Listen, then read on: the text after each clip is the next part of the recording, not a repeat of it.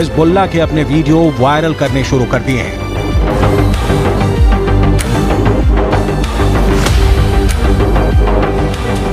Hezbollah के इस video में बताया जा रहा है कि वो इजरायल पर हमले के लिए तैयार है।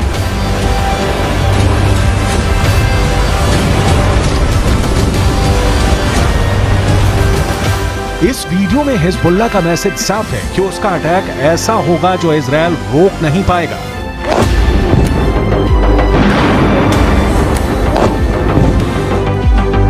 इस वीडियो में हिजबुल्लाह का मिलिशिया कमांडो ऑपरेशन की तरफ इशारा कर रहा है।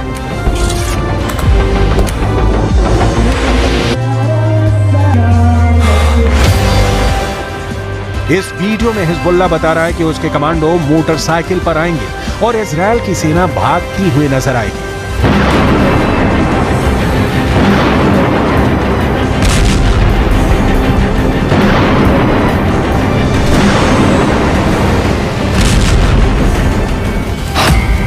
हिजबुल्लाह ने इजरायल को भी धमकी दी है। हिजबुल्लाह ने अमेरिका को भी बता दिया है कि वो समंदर में उसका जंगी बेड़ा डुबो देगा। क्या ऐसा मुमकिन है? हिजबुल्लाह की इस चेतावनी को इजरायल में बहुत गंभीरता से लिया जा रहा है। हिजबुल्लाह कैसे युद्ध लड़ता है ये इजरायल पहले भी देख चुका है। इस बार गाजा को बचाने के लिए हिजबुल्लाह इजरायल से लड़ना चाहता है और इस बात को लेकर इजरायल से ज्यादा अमेरिका बेचैन हो गया है। ये दोनों देश हिजबुल्लाह को आतंकवादी गुट मानते हैं, जबकि रूस, चीन, कतर, ईरान और भारत भी हिजबुल्लाह को आतंकी संगठन नहीं मानते। संयुक्त राष्ट्र भी हिजबुल्लाह को सिर्फ एक मिलिशिया मानता है, लेकिन हिजबुल्लाह की नई धमकियों के बाद कई सवाल उठे हैं।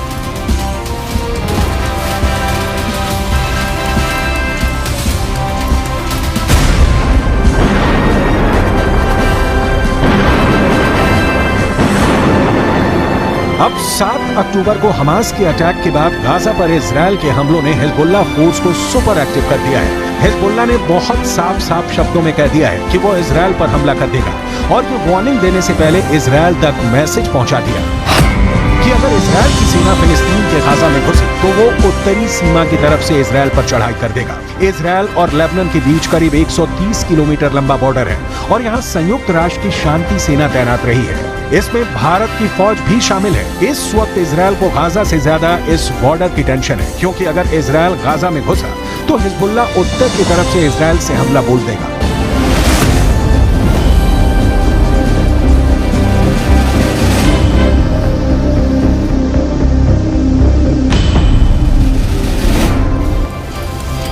हमास और इजरायल की सेना एक दूसरे के खिलाफ कितनी ताकत रखती है और क्या हिजबुल्लाह वाकई इजरायल के लिए ऐसे हालात पैदा कर सकता है कि वो उसे हरा दे? इसे समझने के लिए आपको हिजबुल्लाह की उस चेतावनी को समझना पड़ेगा जो उसने अमेरिका को दी है, क्योंकि अमेरिका ने अपनी नौसेना का कैरियर बैटल ग्रुप भूमध्य सागर में पहुंचा दिया है। अमेरिका का यह बेड़ा, जिसमें 4 कैरियर के अलावा 5 बहुत ही खतरनाक डिस्ट्रॉयर हैं, इन सब में हर तरह की 1000 से ज्यादा मिसाइल किसी भी वक्त हमले के लिए तैयार है। कोई दुश्मन नहीं चाहेगा कि उसके सामने ऐसी चुनौती खड़ी हो जाए।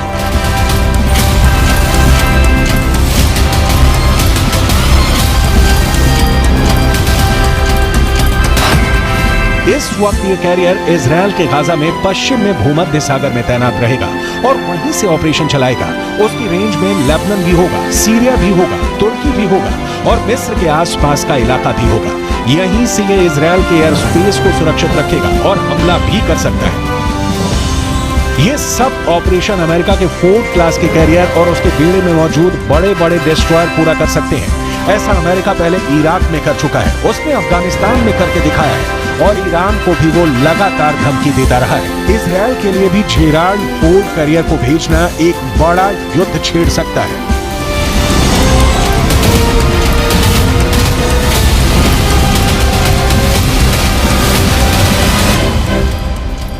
यही भरोसा अमेरिका अब इजरायल को दिलाना चाहता है कि समंदर से ऑपरेशन चलाकर अमेरिका सीरिया पर भी बमबारी कर सकता है, लेबनान के बॉर्डर को भी सैनिटाइज कर सकता है। लेकिन लेबनान में हिजबुल्लाह को अब ईरान से ऐसी मिसाइल मिल चुकी है जो अमेरिका के इन विशालकाय जहाज को पल भर में डुबो सकती है। इस मिसाइल को लेकर हिजबुल्लाह का खौफ बढ़ चुका है और वो सीधा सीधा अमेरिका के जहाज को डुबा सकता है। इस खतरे को हल्के में नहीं लिया जा सकता।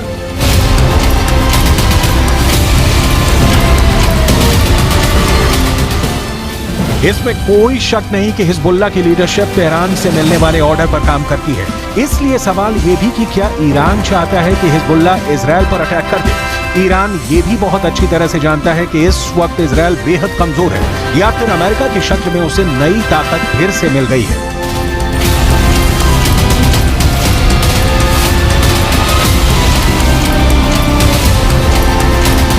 این قضیه موزه مهر به این طرف رژیم غاصب صهیونیستی هم از لحاظ نظامی هم از لحاظ اطلاعاتی یک شکست غیر قابل ترمیم خورده. इजराइल ने हिजबुल्लाह को रोकने के लिए अपने उत्तरी बॉर्डर पर तोप तैनात कर दी है। ये अमेरिका से मिली M109 तोप है। 155 मिलीमीटर की ये तोप टैंक नुमा बख्तरबंद गाड़ी पर फिट कर दी गई है और ये 1 मिनट में 4 गोले दाग सकती है। इस तरह से देखा जाए तो लेबनान बॉर्डर पर इजराइल ने अपनी तैयारियां पुख्ता की हुई है। वहीं लेबनान की तरफ से आप इजराइल की एक पोस्ट देख सकते हैं। यहाँ रेडार भी लगे हुए हैं और इलेक्ट्रॉनिक सिस्टम भी, जो हिजबुल्लाह की हरकतों पर नजर रखते हैं। इन इलाकों में 7 अक्टूबर के बाद से तनाव फैला हुआ है। लेबनान की आर्मी भी नजर रखे हुए है। यहाँ रहने वाले लोग भी जानते हैं कि हिजबुल्लाह किसी भी वक्त ऑपरेशन शुरू कर सकता है। جايين لنساند اخواننا الفلسطينيه بمناسبه العمليه اللي عملوها، عمليه من 73 بعتقد انه ما صار مثلها وما في خسائر بهيدي الكميه اللي صارت، ولحد هلا الشباب الله يقويهم بعدهم صامدين وبعدهم بيأدوا بالمقاومات، الله يقويهم ان شاء الله نحن اي شيء بجانبهم। दक्षिण लेबनान और उत्तरी इजराइल के बीच जो बॉर्डर है वहाँ तनाव बहुत ज्यादा है। सन्नाटा सा छाया हुआ है। ये वो खामोशी है जो तूफान से पहले देखी जाती है। इसलिए यहाँ के लोगों को भी पता है कि बहुत जल्दी युद्ध का एपिसेंटर गाजा से निकलकर लेबनान तक पहुँच सकता है। यहाँ तैनात संयुक्त राष्ट्र की सेनाएं भी अलर्ट मोड पर है। लगातार पेट्रोलिंग हो रही है।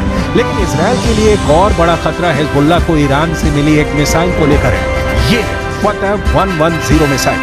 कहा जा रहा है कि ईरान ये मिसाइल लेबनान पहुंचा चुका है। इसलिए इस मिसाइल की बहुत ही बारीक बातें आपको बताते हैं।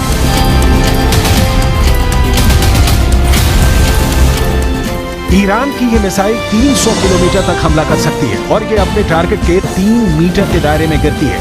एक बैलिस्टिक मिसाइल का इतना सटीक होना बहुत बड़ी बात है और यही बात इजराइल के लिए खतरा है। दूसरी तरफ इजराइल की सेना ने अपना गोला बारूद तैयार कर लिया है। तोपों से जो गोले फायर किए जाएंगे वो पहले से ही रेडी मोड पर रखे गए हैं। इजराइल की रिजर्व फोर्स भी आसपास के इलाकों में तैनात की जा रही है। ये हमवी गाड़ियां हैं जो लगातार यहां तक फौज को पहुंचाने में लगी हुई हैं। 2006 के बाद इस बॉर्डर पर इससे ज्यादा तनाव नहीं देखा गया है और अब हिजबुल्लाह की वार्निंग के बाद सबकी नजर ईरान पर भी है और उसके एक दोस्त सीरिया पर भी है। इजराइल ने गोलान की पहाड़ियों पर भी टैंक पहुंचा दिए हैं। ये जगह सीरिया का हिस्सा थी, लेकिन 1967 में युद्ध के बाद इजराइल ने सीरिया के इस हिस्से को अपने में मिला लिया और तभी से ये इलाका इजराइल के कंट्रोल में है।